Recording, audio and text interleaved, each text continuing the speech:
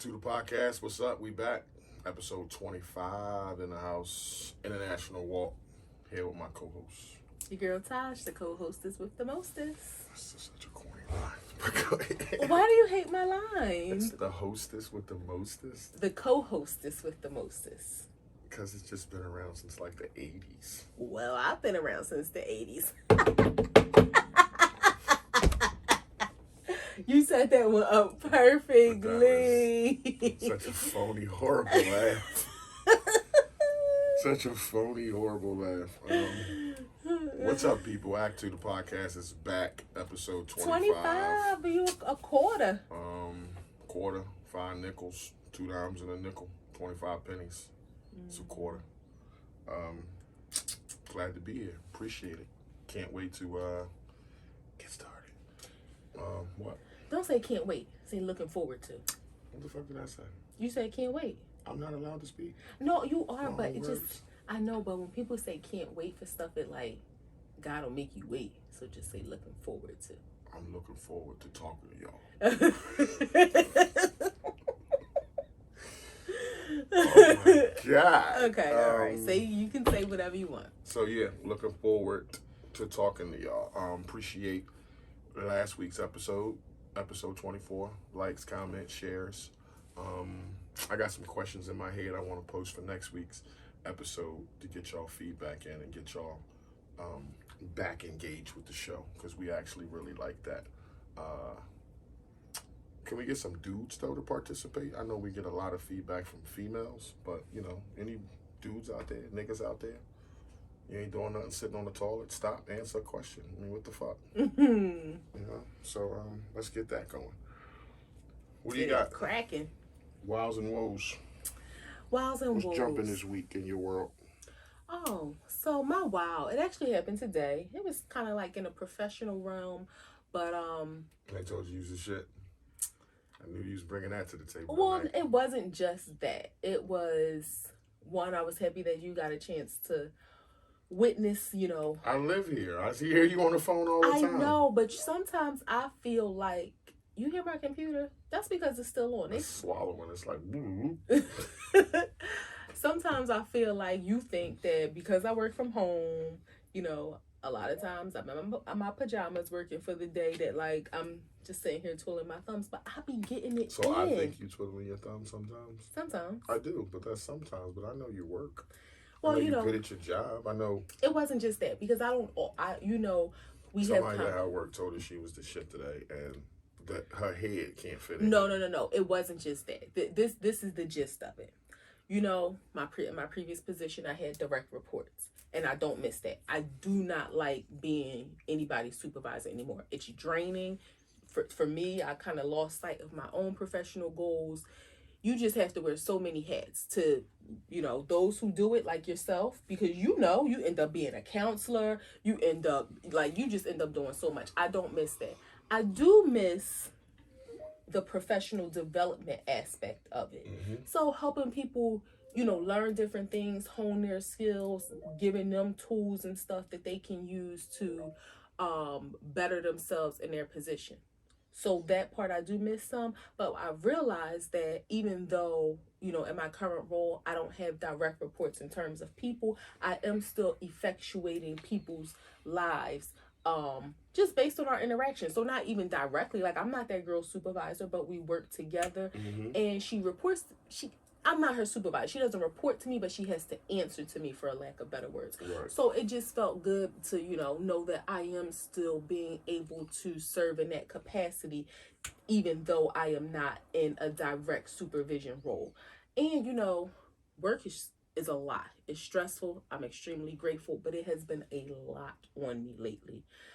I, you know, asked you if I can give my 2-week notice so I can be a stay-at-home wife, and you haven't given me the go-ahead yet. So is that one of your woes? So no, this is a wow. So this just kind of reinvigorated me. So that was it. That was all. So that's a good thing because I'm just picking at her, but I know how dope she is at her job, and I always appreciate when other people give you that acknowledgement other than me, because it might always seem like oh, I'm supposed to because I love you and you're my Right. wife, so I'm supposed to make you feel good. But it's good that you get that from other people too. And it wasn't so much her telling me that I was good at my job, because she don't really know my job. She only knows the small part.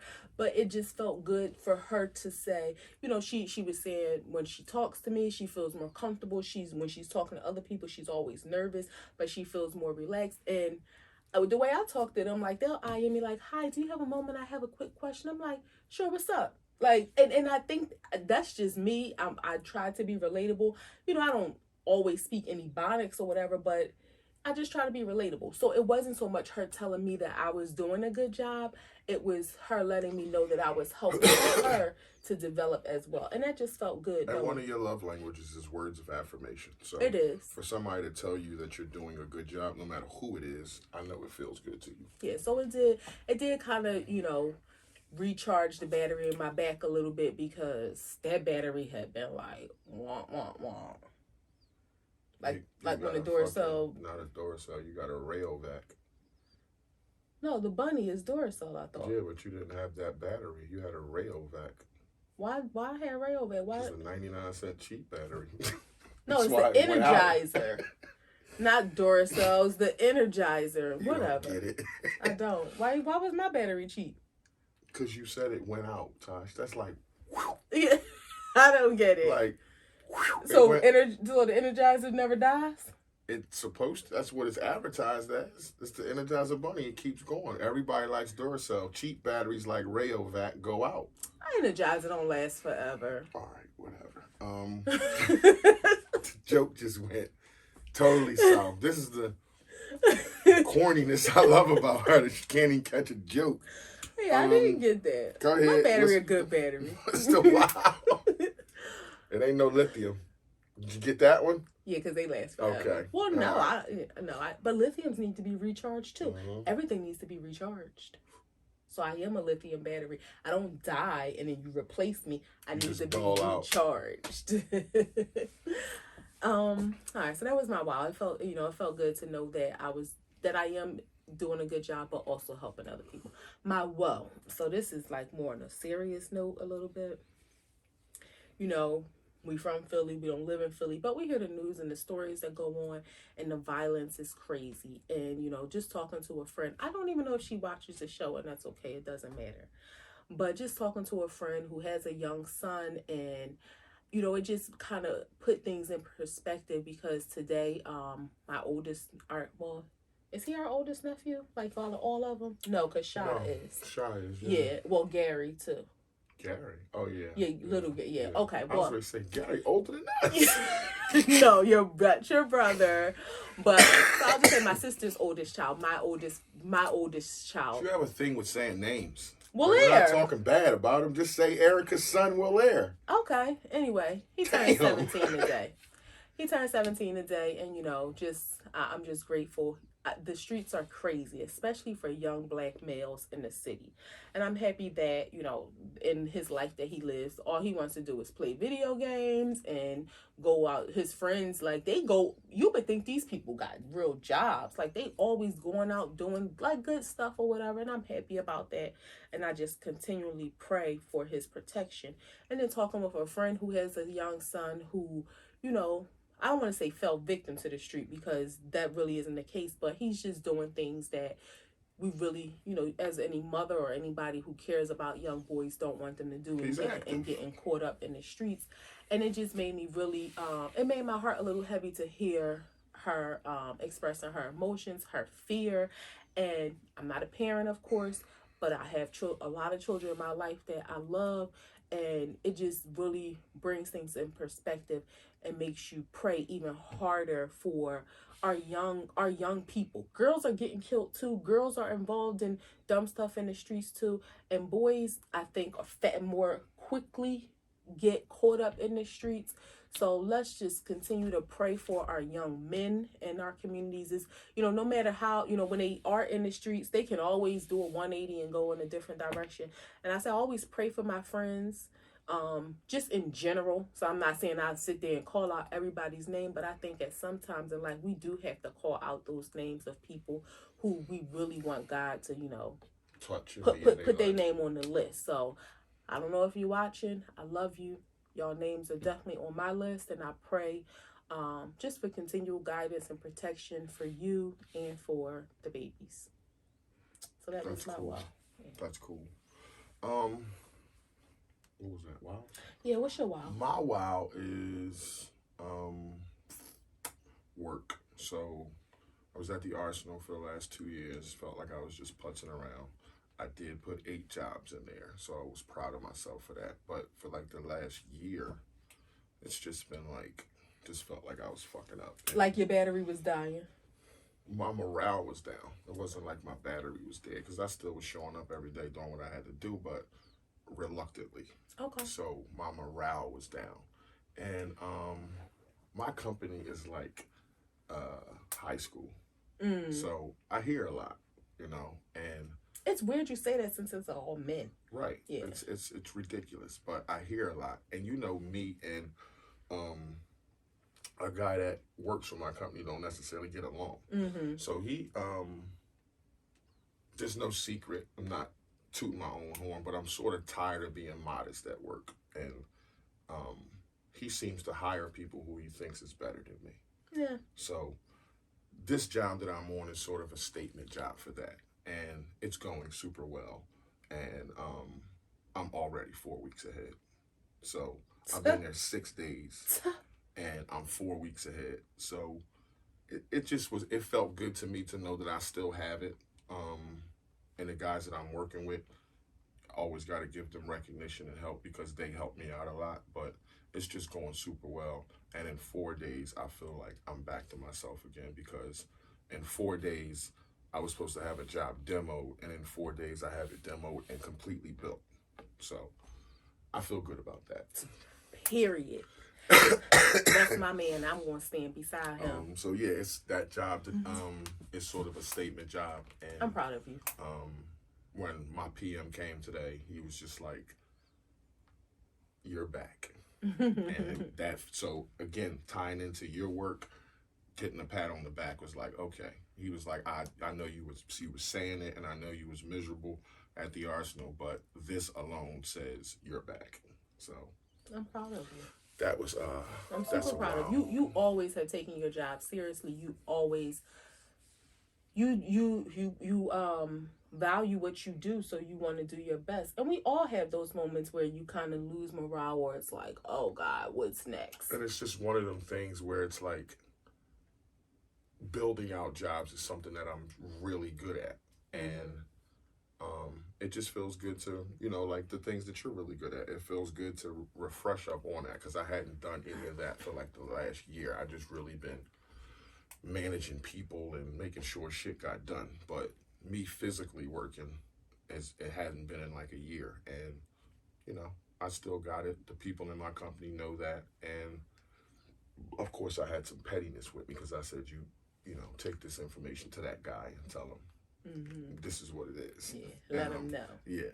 So that felt good. Of course, you still got it, Daddy. Woes. But I'm proud of you. But yes, what was your woes for the week? Woes, didn't really have no woes this week. Didn't really have no woes. So thankful. That's good. Of that. That's didn't have no woes. Nobody, no stress, no drama. Didn't have to beat nobody up. Nobody died. So yeah, I made it every day this week. Yeah, it was okay. All right, got that out the way. Tying into what you said about, you talking to a friend and her having fear of our kids today doing shit. Why do we make, this episode's about decisions. So why do we make the decisions that we make? It's kind of a general question, but why do we make decisions that we make? Why do we make bad decisions? And just in a general, I heard this, and this would pique my interest. We make about 30,000 decisions a day in a regular day. And some of them are autopilot decisions. Some of them are emotional-based decisions.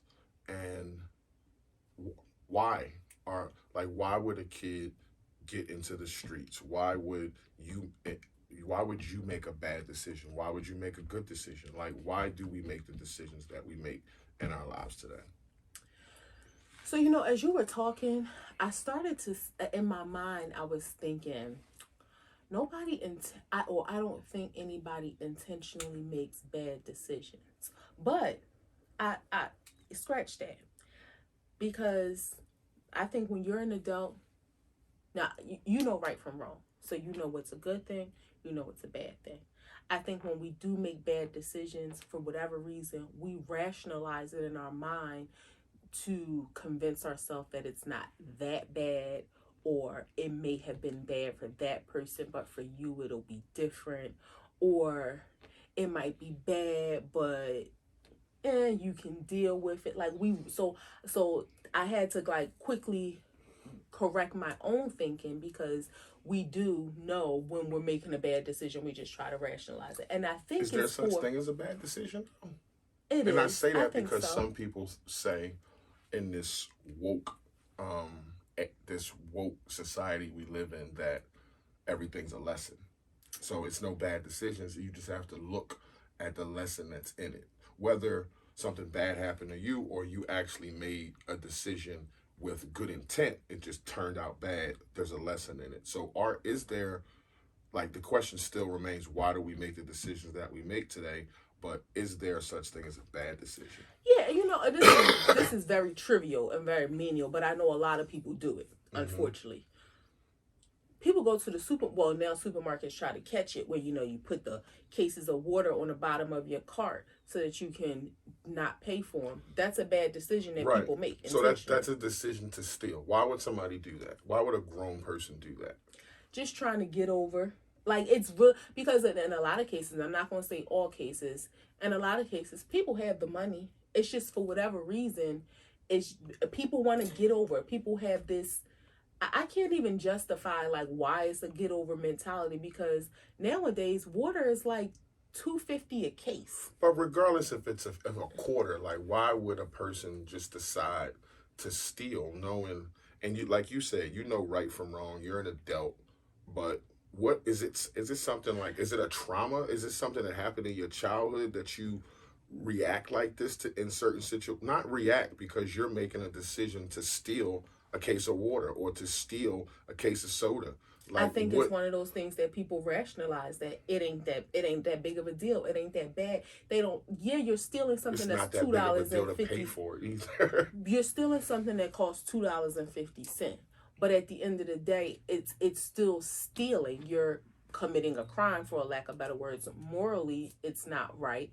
Like, so I think that's what people fail to look at, the core value, or the core of the issue. So yeah, that again, I think people do things that they know aren't right, but they rationalize to say, it ain't that big of a deal. Oh, they make all this money, and whatever the reason is behind it, they know that it's wrong, but they rationalize it. And again, that's something that's really trivial, but it's just the same as somebody doing something like, okay, a store giving you too much change and you leaving, like that's still times. Yeah, that's still stealing. And somebody may justify it to say, well, I ain't take it, they gave it to me, but you're aware, and you didn't give it back. So now in that case, I think, yeah, there is a lesson to be learned, because, and I don't, again, not making everything spiritual, but that definitely could be a test. And you know how I feel about that.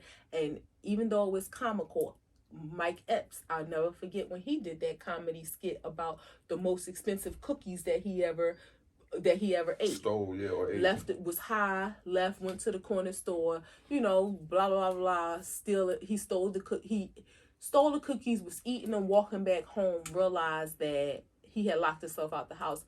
Ended up having to call a locksmith, was like $275. So technically the cookies didn't cost $275, but had he not left the house to go to the store to steal the cookies, he wouldn't have had to pay $275.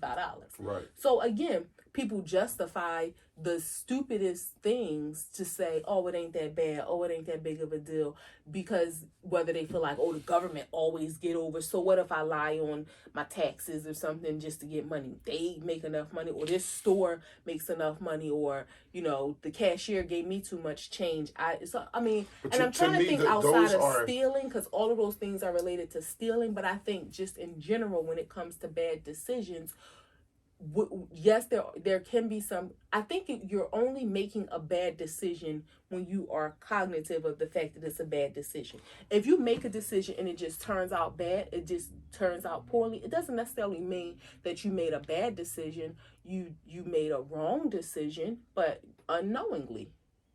And we don't always know, and not every decision that we make, of course, is going to turn out right. Who lives that perfect life? But in saying that, like, when you talk about the kids, and we were talking about two different kids. Say your friend's kid is she's fearful of him getting in the streets, and because he's doing this and doing that. And you also have the parallel of our nephew, who is playing video games, wants microphones and gaming chairs and shit like that. But I think that you could, when you make these decisions in life, kids, I think, make fucked up decisions. And this is just me looking back on my life. You make fucked up decisions because you don't have experiences. You don't have perspective. You don't have, like you were saying, your friend's kid might be thinking that, okay, I can do this stuff because it might not happen to me. Or let's just say a kid is thinking, I could do this stuff because it might not happen to me. And it could be something that happened detrimental to their uncle or father in the same realm, but they still feel like, oh, it's not going to happen to me. I can get by. I think that comes from a lack of perspective and a lack of experience. Like, what's your thoughts on that? No, because as an adult, you can have been through some experiences and you might be like, fuck no, I ain't robbing no store, or I ain't selling drugs. That shit, you can make a decision in life where 2-3 minutes, 5 minutes can sit you down or put you in a box for life, or in a jail cell for 20 years. So, like, if you have those parallels, I just feel like a kid, you can talk to your kid, you can raise them up in a good life, but what I'm saying is the kid has to still make the decision when it's time. Like if we're talking about our nephew and we can say his name. So if Lair can be who he is now and positive and worried about games until that moment comes where drugs is introduced to him. Then he has to make the decision whether he's going to fuck around. Or when something negative comes, hold this gun. He has to make the decision. Like, all that stuff that you was taught and growing up with, and aunties and moms and all that, is going to go out the window. He'll be stuck with that one decision because that's his experience, that's his perspective on, although he knows right and wrong, but there's levels to this shit. You're absolutely correct, but not to cut you off, but that's why I think younger kids make such fucked up decisions, is because they don't have no life experiences, they don't have perspective about it. You're absolutely correct. I think there's a couple different factors that go into play. Every decision that we make is impacted or is decided based on our knowledge, our experiences, our exposure, our fears, and things that we're not afraid of. So when it's time to make a decision, what do we know about this? What have we been told about this? What have we seen by others who have done this? Are we afraid of this? So yet you may not sit down and bullet out or list those things, but those are the things that run through your head, I would think, most people. So when you're talking about a child that's faced with making a decision, it's okay, what do they know?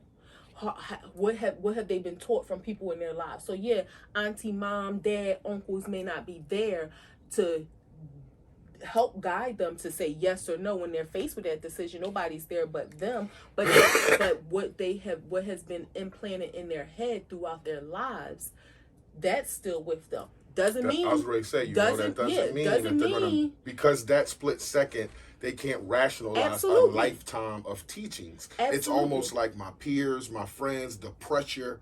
Like, what do I do? But Do it I doesn't hold mean this that gun that or it's do I say no? but it Because that's not the popular thing to say is no. So that's a decision where you're like, damn, like, I just got to hold it for 5 minutes. but Like, but it doesn't mean that it can't help. So yes, that's yeah, you're absolutely not going to 100% direct that your child's decisions based on what you've fed to them and the lessons that you try to teach them, but it will definitely be helpful when it's that time, because yeah, the influence of their peers is one thing, but the influence of those people who have consistently been with you throughout your life. Aunt Tashi told me don't be around these niggas because yada yada yada. Uncle Mar, warned me about this and the other. My mom always said this to me. But so yes, they're not there.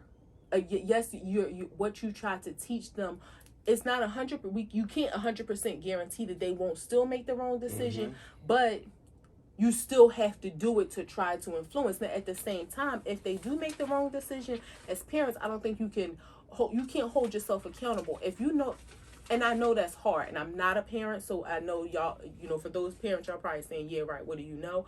But when you know that you've done all that you can do, you can't beat yourself up, because one, you can't go back and change the past. right. So you have to be able to accept what has happened. Now, guess what? Sometimes it might be your fault. Maybe you didn't say the right things. Maybe you weren't present enough. Maybe you didn't school them enough. Maybe you allowed them to make decisions that they shouldn't have had to make too young. Like, sometimes that's the issue too. Kids are faced with decisions where it's like, you shouldn't have even been in that predicament to have to choose that. When you hear about kids being shot at 2 o'clock in the morning and they 15 years old. Why the fuck are you out at 2 o'clock? Yeah, so again, sometimes it takes accountability, and you need somebody in your ear to be like, yup, you shouldn't have did this, or you should have did this, or you should have said this, or you should have stopped them from doing this.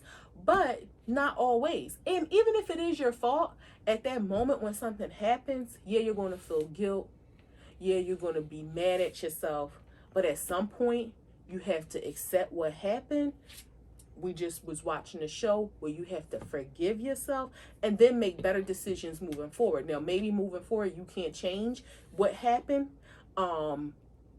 Or maybe you can. Maybe you can do things differently, say things differently, approach things differently that will change the future. You can't go back and change nothing. You can't go back to when that child was 10 and be like, let me instill these lessons in you if they 17, 18 now. But even still, if we know kids, or maybe you don't, but I know of kids that have had all that, all the teachings, all of that stuff, come to a crossroads where they have to make a decision and shit in the bed. That's why I said it may not always be the parents' fault, because you may have done everything you knew to do. You didn't expose them to any negativity, but you schooled them about it. Because sometimes I think that's the mistake. And I used to be fearful of that with our nephew. Well, actually, I'll say with 2 of our nephews.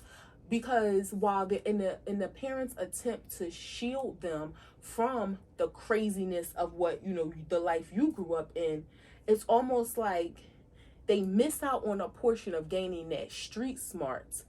But at what cost do you want these young boys to have street smarts? But I digress. That was a conversation I was having at work. It's like, do you, like, when you raising these kids today, are you raising soft kids because you don't want them to have the struggles that you had growing up? And it's like, you're not supposed to struggle the way I did. You're not supposed to live in an area that I grew up in. You're not supposed to carry a gun for safety. You're not supposed to come to a point in your life where you have to take money to provide for yourself.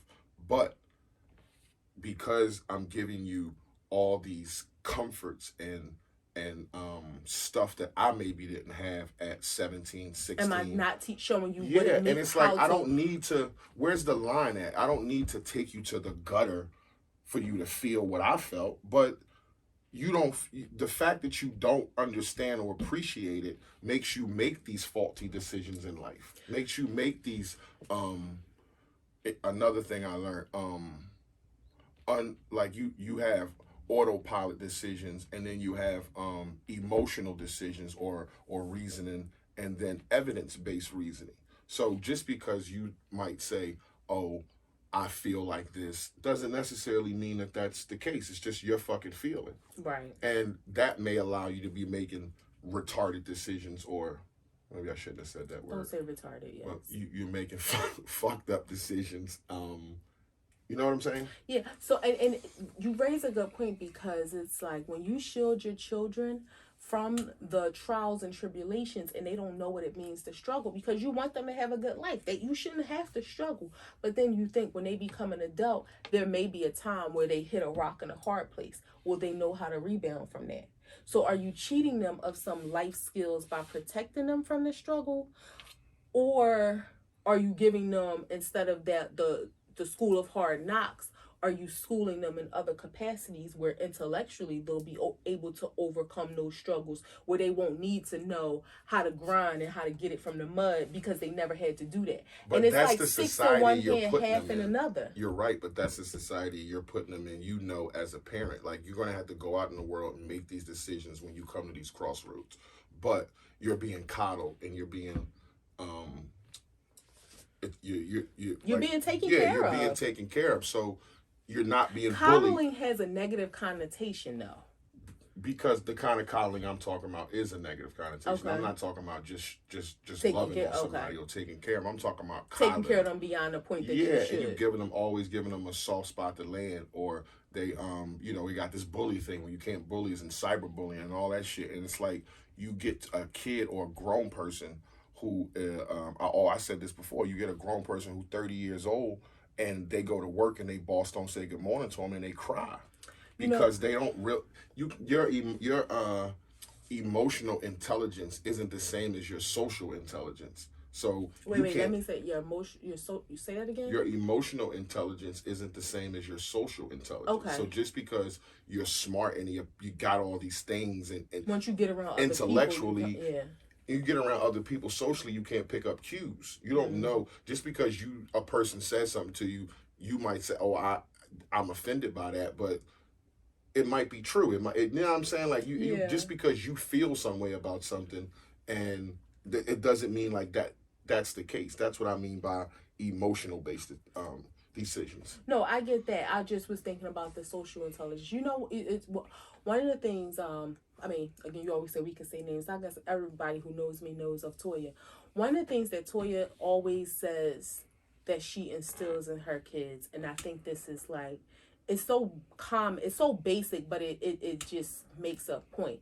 Stand what you do. Mm-hmm. So I can teach you everything. I can try to teach you and instill in you the morals and the values, and you know right from wrong. When you get out into this world, whether you're 15 or 25, you're going to be faced with having to make certain decisions. You know the right thing to do. You know what I would probably want you to do. You know what you shouldn't do. But you're going to be left to make your own decisions in some cases. Just be able to stand what you do. And I think that's such an important lesson that kids don't. That's broad, though. It's broad, but kids, it's basically like saying, okay, you're faced with this decision. Think ahead of what the potential consequences may be, good or bad. And just make sure that whatever decision you make at this point, wherever that leads to, be able to stand what you do, because you're gonna have to face the consequences regardless of what it is. And so I think that's something that could be useful to a lot of kids in knowing when you make this decision, you're making it right now, but that can be long lasting. That can have a butterfly effect. That one decision can be like when you crack your window shield and they go in different directions. So that one decision that you make can go in different directions. Be able to stand what you do, because at the end of the day, you're the one that's going to have to, whatever the repercussions are, good or bad. It doesn't necessarily mean it's going to be something detrimental, but whatever the result of your decision is, just make sure you're going to be able to stand what you do. Because at the end of the day, you're the one that's going to be responsible for it. Now, that's not to say, your parents won't be there to help you along, but it's really going to be your burden to carry if it is something negative. So the two things that I've learned that alters decisions in human, and it's only two things. Can you guess what they are? And I give you two guesses. Fear. That's not the word I'm looking for, but go ahead. Okay, so two things that alter decisions. So, And this is across the board in all humans. Two things that will definitely make you change your decisions. um, but it's fear, right?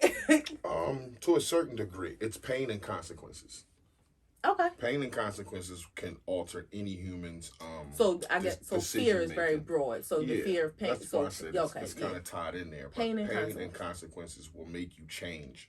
So when you say think ahead, like again, some kids can't think in that split second, or even adult, if a certain situation arises, you can't think in that split second to rationalize all the things that you were taught. You just have a second to make this decision, whether it be a fight, your life on the line, whether you need to it's your fight or flight response. Like you don't have all those things all the time to be like we saw that movie where the kid was rationalizing his life and how he was saying he was water.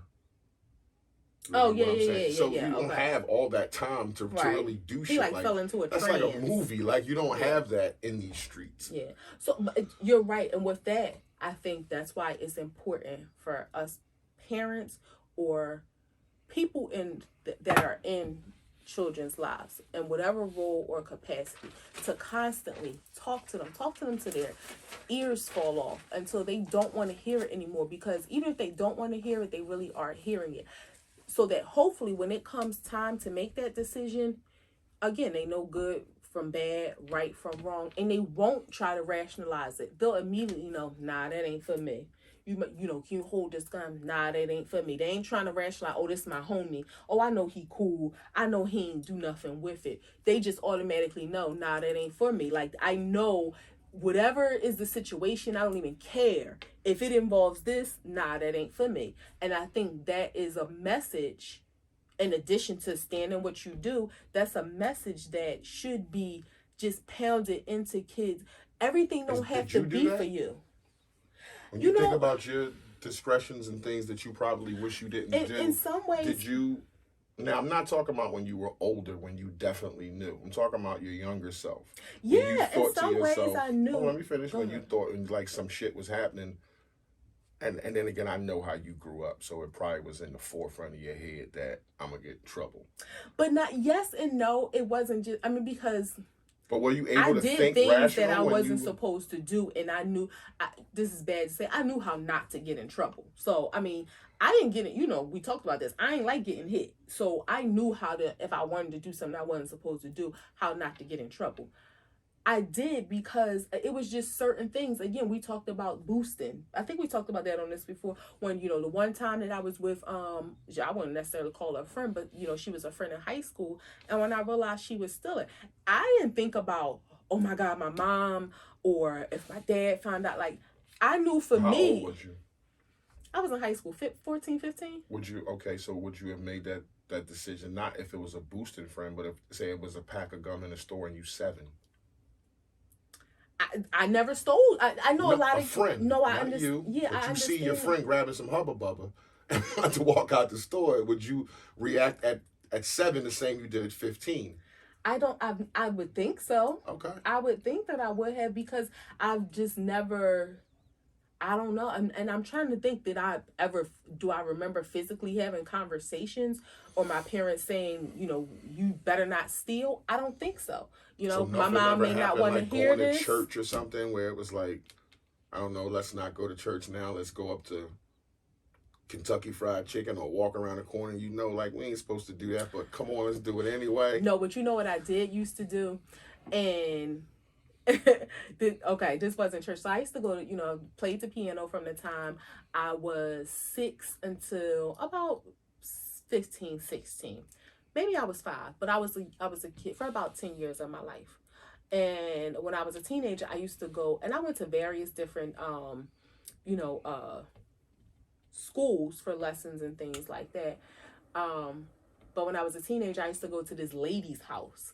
And she lived directly across the street from some friends that I had. And these were we grew up in church together. So these were friends I had since I was 6 years old. And by this time, I'm 14, 15, 16. And I used to go to her house for piano lessons. An hour. Yeah, it was an hour every Saturday. And I used to walk around the corner. It was on Haggard Street. I used to walk around a couple of times. I did used to I didn't even call. I think I used to just not go. And like I ain't Go even to Haggard Street. Fuck. well no, leave the house. she lived on Haggard Street. They lived right across the But street. not go to lessons. Yeah, so I just wouldn't spend go an to hour lessons. and a half over there. Yeah, and I would just be at their house like chilling or whatever. And I knew that was dead wrong. But why didn't you think the lady might call? You're a kid. Why wouldn't she call and say, "Is everything all right? Tasha didn't show up today." Well, one Or I got a call saying she was on her way, because you're in will think you're going, so they will be sending you. I don't know why I didn't think about that. One, her name was Miss Stone, and God bless her soul. I am assuming she is dead because she was like 90 then. But she was like one of them old ladies. She was really old. So she'd be 130. Yeah. She was really old. She used to wear horrible wigs. She had cats. She used to try to feed me like toast and tea because she would be eating something. And I used to be thinking like these cat, like her cats she used to feed her cats toast. But so in my mind, I don't know why I didn't think that she would call. I mean, maybe because she was just so old. I just didn't think she would. But I will say, Moonlight Sonata, she is the one who taught me how to play classical music. She was an amazing pianist. She still had it. You know, her house was like, her entire house was like an antique. It was so old. But, you know, she still had it. And I don't know why I never thought that she would call and tell on me. I wonder why she didn't. I mean, I'm sure she had a phone. But that's what I mean. Like, that was a moment where clearly you could have been caught because you're a kid. Your parents are sending you to music class. If this other grown person says, "Okay, I'm supposed to be teaching a kid at 2:00," she's not here, and calls your mom and says, "Okay, is everything all right?" Well, actually, why didn't you never think that? I used to go to her on Saturday. So I used to go to work, and I worked for my grandparents, and I would leave work to go to her, and then go back to work. So you had a little free time in there to work, go there, do your piano, then get home. Yeah, my grandparents was the one that used to pay for it, so my parents they didn't have anything to do with it. But I don't know now. I don't know why I didn't think that she would call and tell. I know she had a phone because I can remember like her picking up the phone when people would call. It was a point to all this. I'm glad you took it there because it's like the dumb decisions we make and leave out shit as a younger kid. Yeah, because you don't have perspective, you don't have experience to know. They gonna fucking call. Like it's just that simple. She didn't. It's another adult. They gonna call, especially when you're talking about back in these times. They would just call. Mm-hmm. I used to go over Sharita and Nikki's house. Yep. All right, you're gonna need a pen, and you got the little pad there. We're gonna do an exercise. I owe this exercise to a life coach named Mike Bayer. Oh, hey Mike. So let me just. You know Mike? He's gonna be my life coach. Like you know him in person? Yeah. Oh, hey, Mike. Okay. He costs money? Can you just do the exercise? Okay. All right. What is your best decision made in 2021? Write down your best decision made in 2021. Wow. Like, this is like thought-provoking questions. My best decision made... I'm going to like the doobie. You go ahead. Okay. Do I tell you or just write it? We're going to go over it. Just say the first thing that comes to your head. All right, go ahead. Okay. What decision have you made that causes you the most anxiety up to this point in your life right now, today? Jesus, this is pretty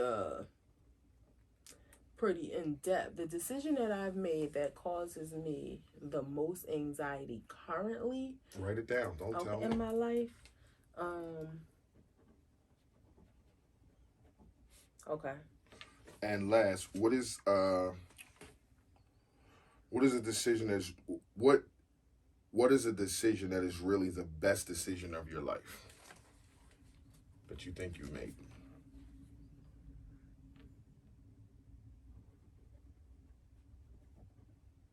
Okay. All right. So, what's the best decision in 2021?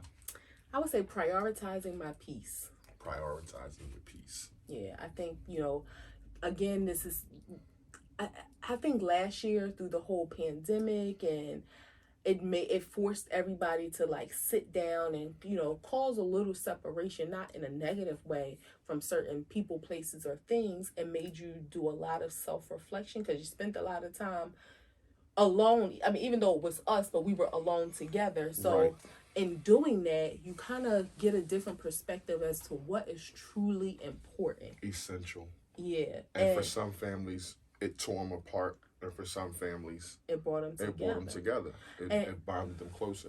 Yeah, and we I happen to be on the positive spectrum of that. Yeah, positive side of that. But go ahead. Yeah, and I think you know, just in that process and having, it's kind of like peeling back the onion, and then you see like at the core it's still an onion. You took off some of those layers, but it still has all the flavor. It still has the same taste. You just didn't need so much of it.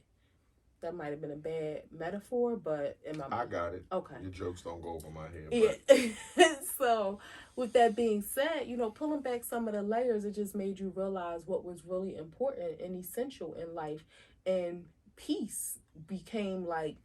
So that's your best decision in 21. Prioritizing my peace, and that, and again with that, it's a lot that falls under that umbrella, because part of prioritizing my peace is setting boundaries, prioritizing our relationship, you know, trying to increase my relationship with God in a sense of wanting more of Him and less of myself. So it's a lot that falls under that umbrella, but it all rolls up to the result in doing those things is prioritizing my peace, loving on those, you know, that I love, being kind, like all of that stuff kind of rolls up into prioritizing my peace.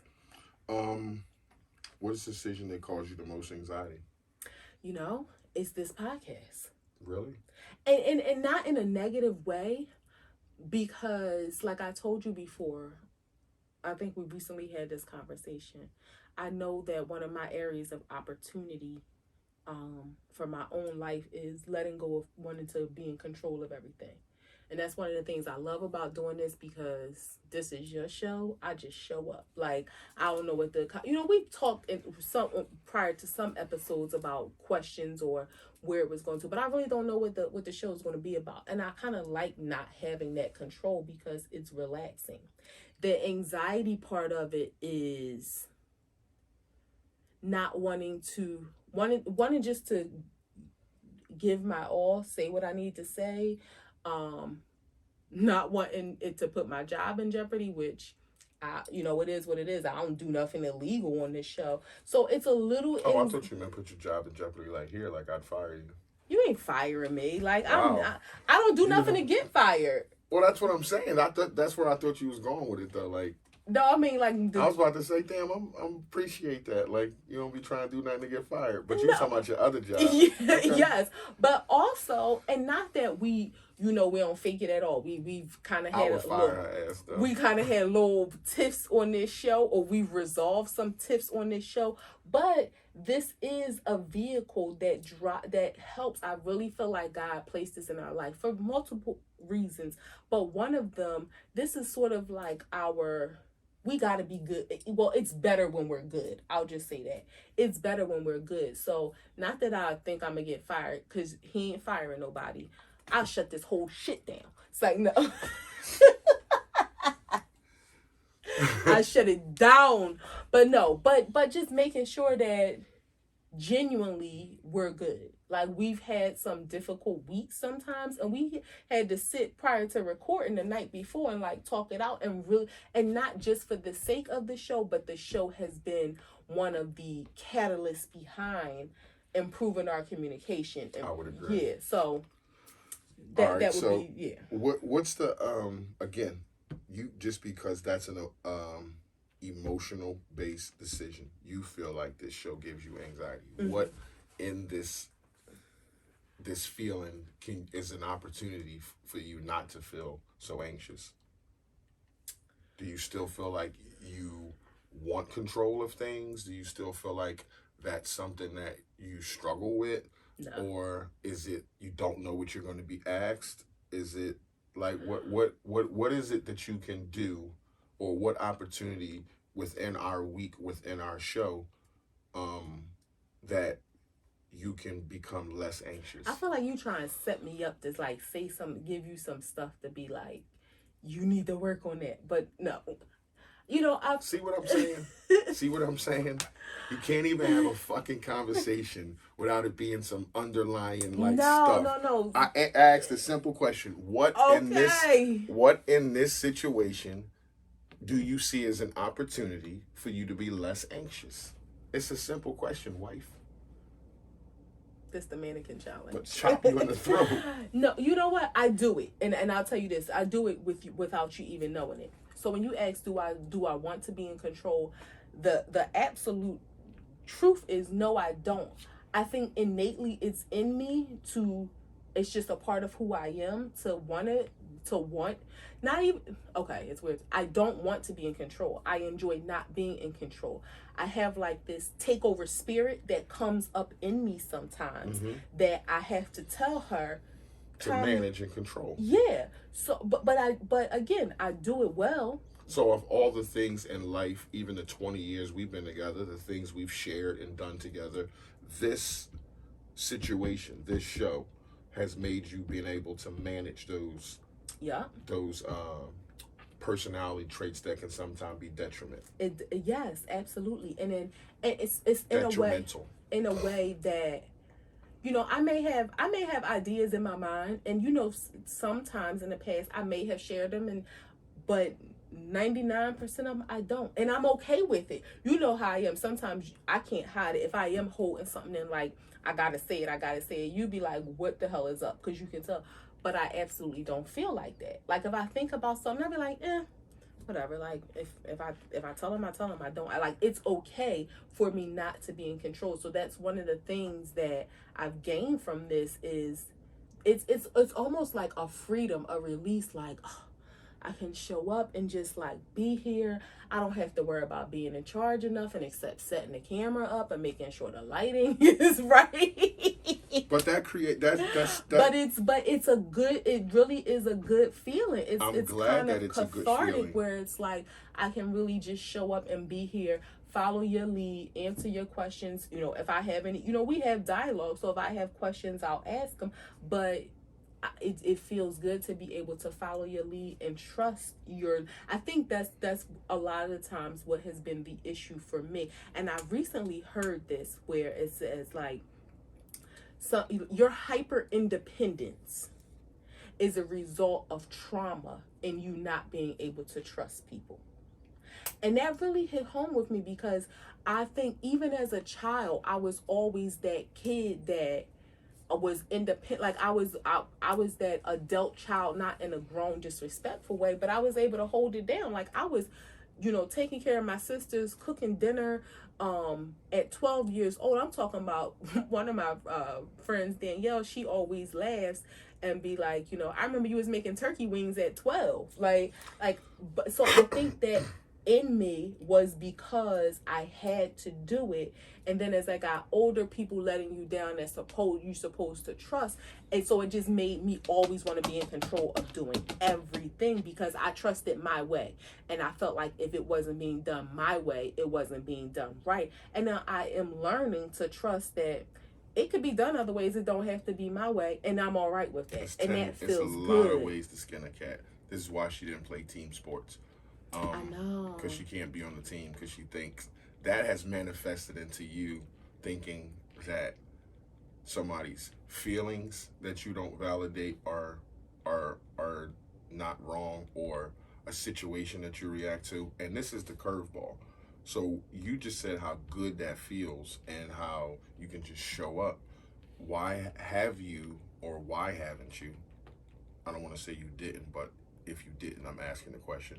Why haven't you, or have you, taken that what you learn here in this show and apply that to other areas of your life where you think that, like you said, this is the one thing that you can just show up and you don't have to be in control, which implies that in other areas of your life you feel like you have to be in control. Well, no, I have gotten better in doing that. Like, yeah, I'm not, and more because so, I remember where you had issues with that, where it would be like you were the Like, you the know, head of the everything. exactly. Like, you know, when it You came couldn't to just show up to an event. You had to plan the event. You couldn't just show up to a birthday party. You had to plan the birthday party. Like, had and to now be, I yeah. just show up. Okay. So that's what I'm saying. I have learned to appreciate that. And you know what it was? I think I had to give people an opportunity, and not even intentionally, but subconsciously people had to prove to me, or it had to be proven that people could do a good job. So wow. And that's a deeper conversation. Yeah, and that, because who the fuck are you? That's what people would say. Who the fuck are you that I gotta improve? I gotta do a good job. Like, well, it's me. Like, I'm saying you had, like, or at least not so much a good job. Like, okay, I'll look do at it to the standard that I would. But you know what? I think it's my fault because people got used to me always doing it, and they just accepted the fact that Tasha's gonna plan the birthday party, Tasha's gonna plan the family cookout, Tasha's gonna plan the family game night, and I enabled people to enable me, which can become very fucking overwhelming. Yeah, I enable other people to enable me to be the controlling one. So people were feeding my issue unknowingly, like, oh, just leave it up to her. Oh, she wants to do it. Oh, she'll do it. Because they knew that's how I was. When I backed up and was like, nah, like, just tell me where to be and I'll be there. And taking on that mentality, it feels good. It feels good. You know what? Like, this is another thing for my friends that watch. Y'all probably be like, here's an aha moment. One of the things that I started doing too, you know, when I talk to them, they're like, oh, let's go out, you know, and I have mentioned this to a lot of people. Plan a date and let me know, and I'll be there. I let them know Wednesdays and Fridays don't work for me. Other days, you know, let's schedule some time. You know, I ain't been on many dates yet, except like my sister's dates or whatever, because I find that, again, maybe in my friendships too, people are used to me planning and scheduling dates and doing that kind of thing.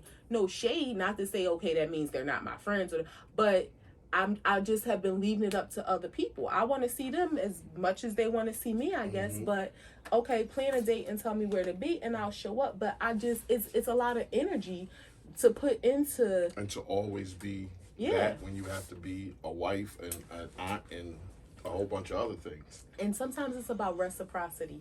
You know, you share the load.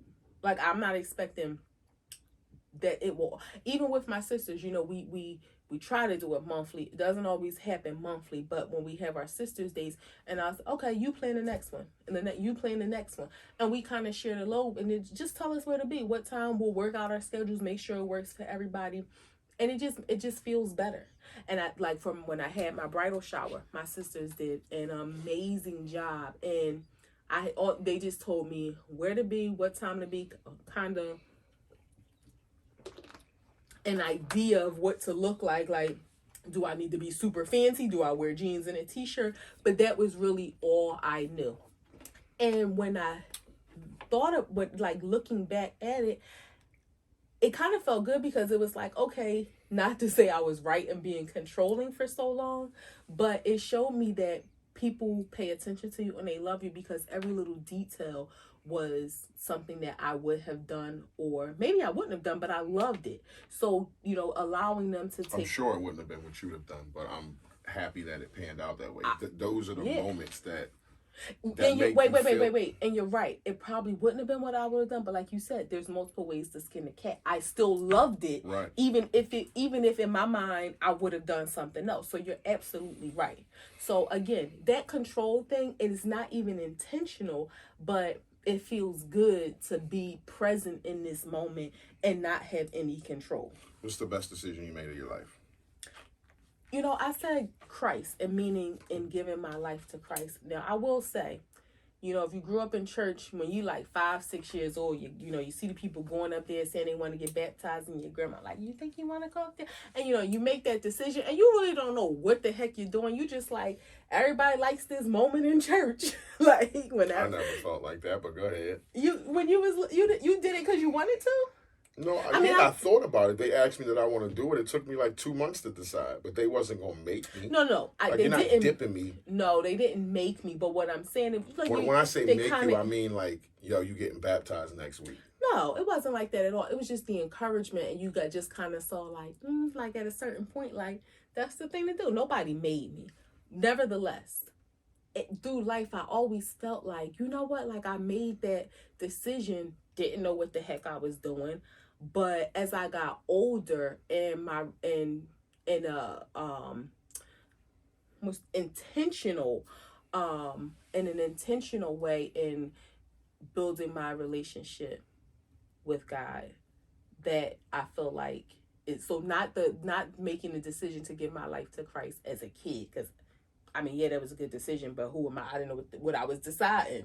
But so as an adult, and really still, I guess, sticking with that decision and allowing it to permeate through my life, I feel like it has guided me in a way.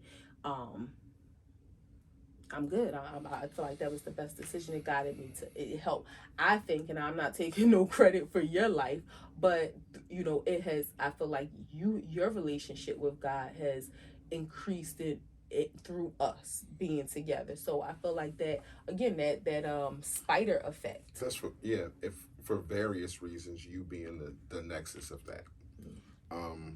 My best decision of 2021 was to try harder with my daughter.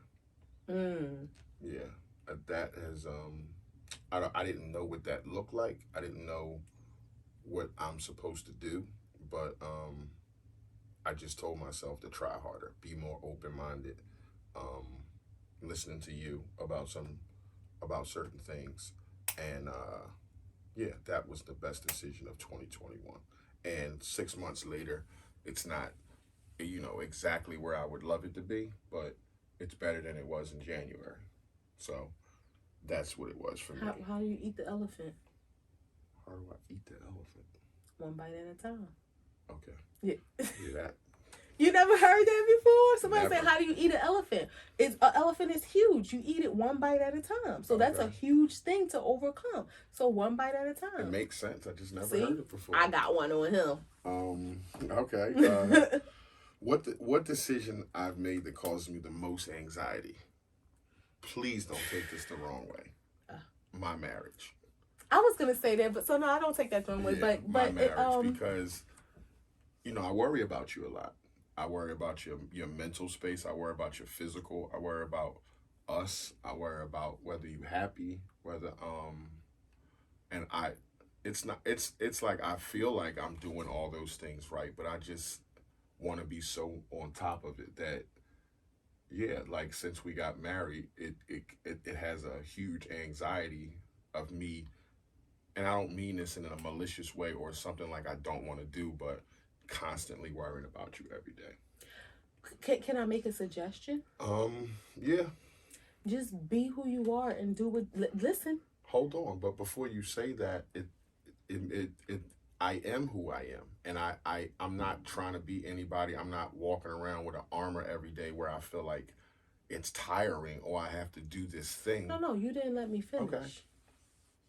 Be who you are and do what you do, and you're an amazing husband, and just doing those things and you being who you are helps me to be better, and that way you can push away some of the anxiety, because we know you deal with anxiety on my own, and right, so outside of just our marriage. So if you, because you do worry a lot about me, and I appreciate it, but I think it's a fine line between caring and worrying. And the caring, I think, so sometimes you allow that to turn into worry because you care so much. And how do you tell somebody to care about you less? You can't. So while I appreciate that, try a little bit to let the care overcome the worry, and know that, and just you being who you are, us being who we are, us having God in our life, that I'm going to be all right. Because I don't want to speak for you. I think your worryation, that's the word. Mary J. Blige made up that word, worryation. So it's a word. Yeah.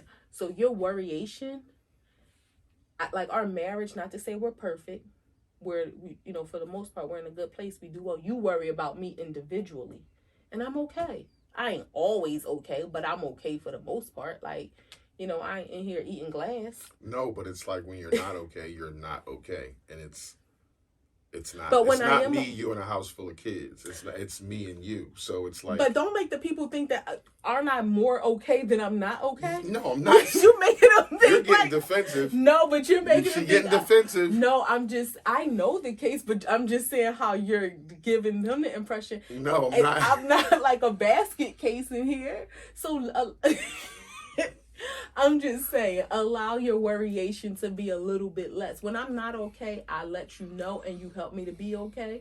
And then we back to being okay again. So my opportunity to not be as anxious in my marriage is to probably do just that. Is to I'm tired of waking up every day wondering like how you're gonna be, and I don't mean like she's gonna be mean. I'm not bipolar. Or she's bipolar or something. But or multiple personalities. I want her to be happy every day. I want to see her smile every day, and I hate the days where, she didn't smile 1,000 times today. She smiled twice. Like those days aren't fun. And like I said, it's just me and you here. So that anxiety, and then I know it's something that's not like, okay, she'd be okay in an hour. Like if you're not okay, you're not okay, and that's just what it is. So my opportunity to do better in this situation would be to try and listen to what you're saying and try to stop the line at caring and not worrying unless I have to worry. Exactly. And I let you know when it's like something that you need to worry about. Like care about me as much as you do, but don't not worry about me, but only worry about me. Pray for me more than you worry about me. I swear, y'all, I don't have multiple personalities. Like she's very defensive, boy. She won't let it go. And what's that the sign of? Person with multiple personalities. Your mother. That's cool. She probably do. That shit don't hurt my feelings.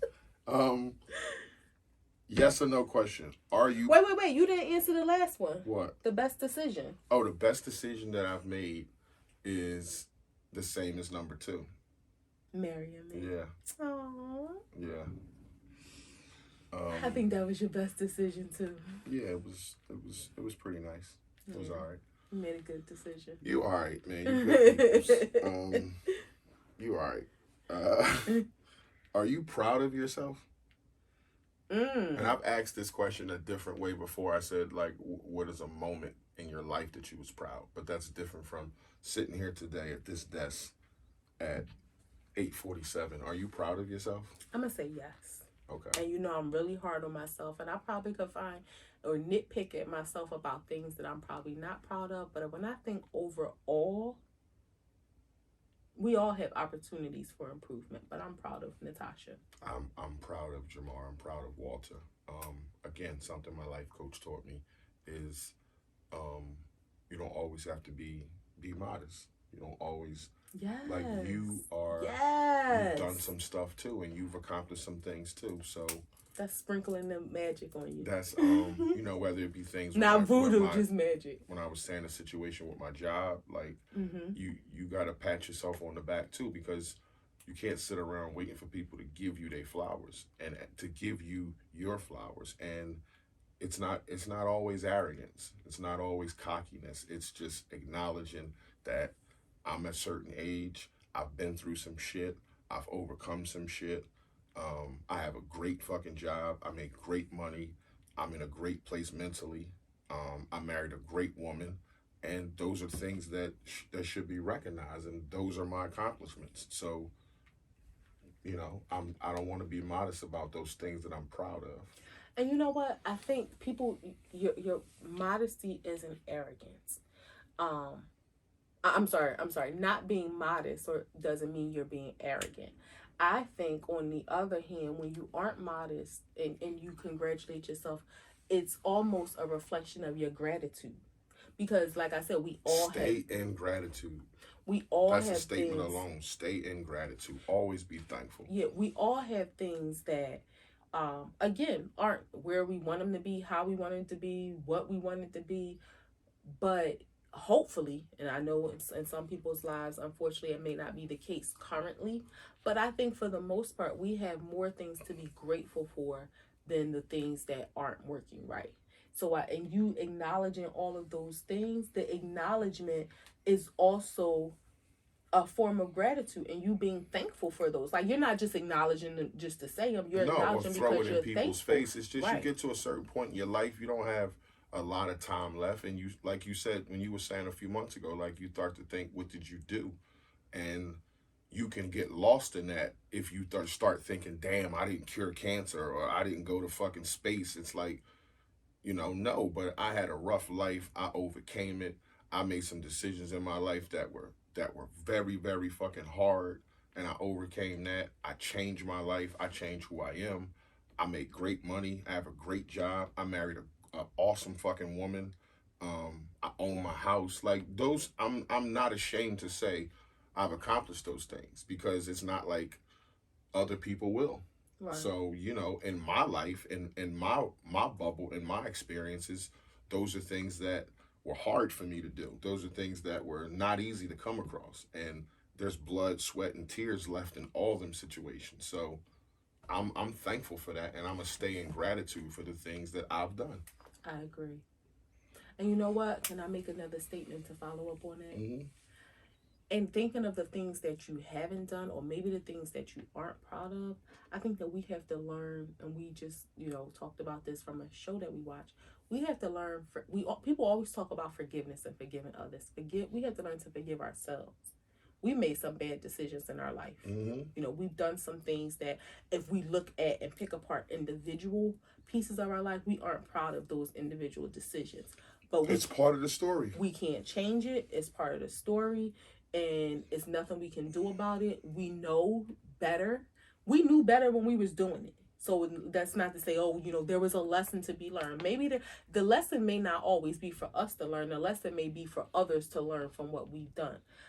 But I think so many people get trapped in that self-deprecation Mm-hmm. because they don't forgive themselves for the mistakes that they made, and extend grace to yourselves. There's so much conversation about, oh, you gotta learn forgiveness, and then forgive yourself for the things that you've done. Yep. Forgive yourself for the mistakes that you've made. And again, some things ain't mistakes. It was just bad decision. You did the wrong thing. You knew it was wrong when you was doing it. You still chose to do it. You had to suffer the consequences because of it. But guess what? You can't change it. It's done. Forgive yourself and just move forward with the knowledge that you had. Bad decisions, consequences, and pain, it's what made you who you are today. If you're better for those things, I'm sorry if you're worse and you made bad decisions and 20 years later you're worse. You still got some work to do. So I'm sorry for those people. But for the most part, for people who made fucked up decisions, did fucked up shit, and got on a path of healing and wanted to, open up and talk about it and heal themselves and not hold shit in, I salute those people. And I don't want nothing to happen to me. I'm 43. I don't want nothing to happen to me. And people are saying stuff about me that they didn't know. I want people to say he was a proud husband because he said so. He thought so. He was a proud dad because he was trying to be. Or he was good at his job because he acknowledged he was. Not just people saying it to be saying it just because I went to fucking work every day. You don't know how proud I am to do the things that I do every day. So I have to acknowledge and celebrate myself in that. So that's my answer to that. I'm proud of myself. That's good. You should. I'm proud of you too. Last question. Are you a victor or a victim? Victor, definitely. I'm not a victim. Is that a definite answer, or do some situations you may be the victim? Because I don't think you're just you saying that so quickly. I don't think you're the victor in everything. I think that I have been victimized, honest. but I am the victor because I have come out. Got you. From that, I haven't allowed it to destabilize me. I haven't allowed it to set me back. But have you ever been in a situation where it's like something hurt your feelings and it's like, oh, woe is me? Like every human being had those woe is me times where you're just playing the victim because your feelings is hurting. You want somebody to cater to you. You want somebody to be gentle to be gentle. I've done it, so that's what I'm saying. I'm not always the victor. Sometimes I can be the victim because that's just human nature. I would like to think that majority of the time I'm a victor. Well, that's what I was answering from that perspective. Okay. If we're looking, of course, not in every situation, but overall in life, thinking about, to me, when you say victor, I think victorious, meaning that you've overcome, you've gained, you have victory over a situation.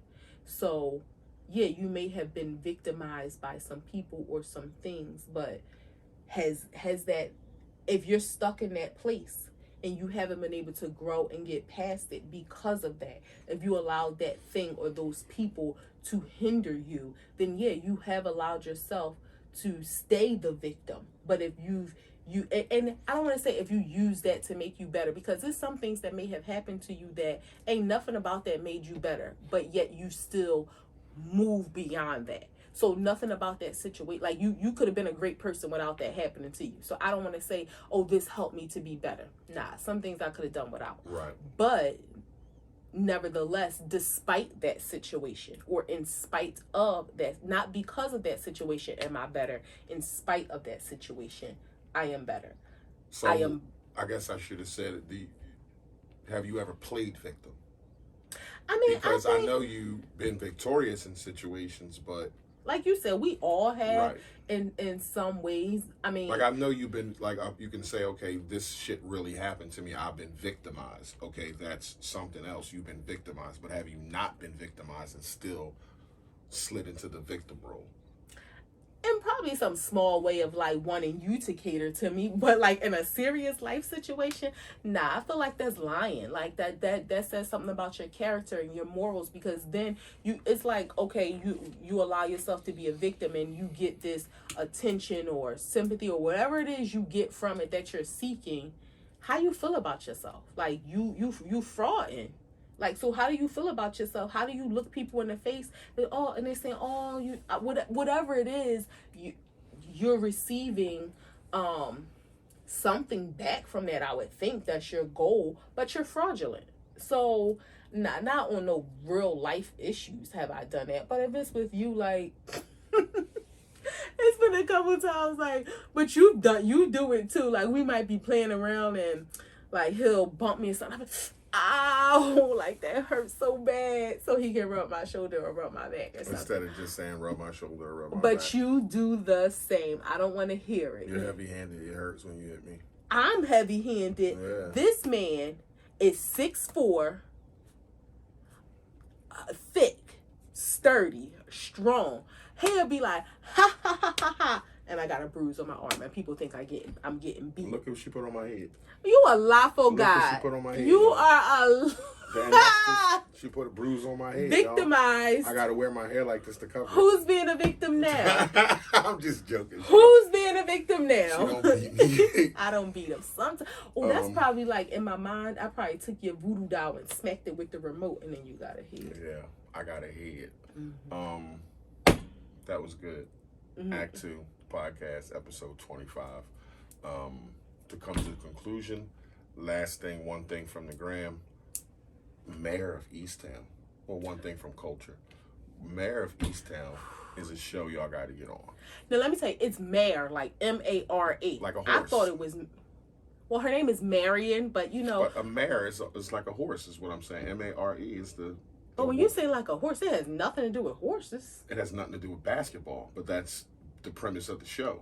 All I'm saying is a mare is a female horse. A stud is a male horse. With basketball? Where the heck basketball come? I mean, I know they were the basketball team, but what? You didn't see episode 1.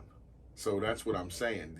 Is the premise was about basketball. As that show was advertised, it was about 5 girls on a sports team. Right. Who she made the last shot and won the championship. All right. That's how it started. That's why they're all friends. Okay. Nevertheless, it's Mare. I just wanted to, because when I first was saying that, I thought it was. She thought she was the mayor. Mayor.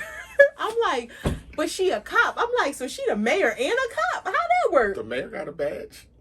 But in charge of he cops. Ain't out there fighting cases. No, but he in charge of the anyway, cops. It's Mare.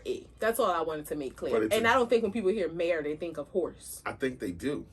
Mayor and stud go together, babe. You just don't think that. But when people say mayor, When stud, I think when people hear stud, yeah, I know that's a horse. I think people think of like lesbians. okay, that's from the female perspective. But I'm okay, just can we saying. get back to the show? Yes. Mayor of Easttown. It was filmed in Delaware County, and it's just a dope ass show. It's got Kate Winslet in it. Rose from the Titanic, if you don't know who that is. Kate Winslet, she's dope as shit. Amazing actress.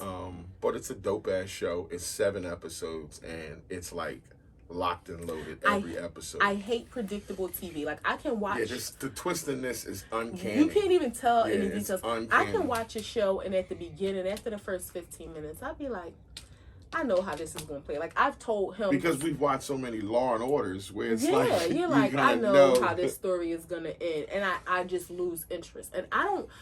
The TV is on a lot because he watches TV. I don't really watch. I hear TV a lot because he's watching it. So I may go to watch a show and he's like, "Oh, you never seen this?" I'm like, "Yeah, but I know it. I heard it when you were listening to it." But this I watched and it's so good. But I watch TV with her, so it's not. I don't watch network TV.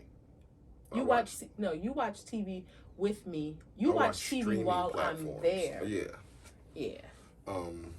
But get on Mayor of Easttown. It's a great show. Awesome show. Can't speak enough about it. It's just dope. We just finished it up, and it's really dope. It's got a lot of plots and twists in it. You should check it out. That's it. A2TP HBO podcast. needs to give us some money. You didn't say shit about HBO. You just said something. Well, how they gonna find it? That's something they could have found on their own. Oh, sorry. We didn't give them no plug for that. Now they got to give us some money.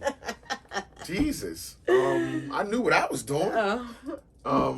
That's why I like not being in control. Go check it out. Act 2, the podcast, episode 25. That's it. We conclude. We thank y'all. We appreciate it. Next week, we're going to have some questions. Appreciate the comments. Appreciate the love. Appreciate the support. Stay in gratitude. Always be thankful every day. Especially if you get a chance to wake up. Be thankful. Because it's a lot of people that can't stress that enough. So no matter how your day going, if you wake up, it's a chance to do better than yesterday. Always remember that. So that's it. If you fuck with us, you fuck with us. If you don't, you should. Peace.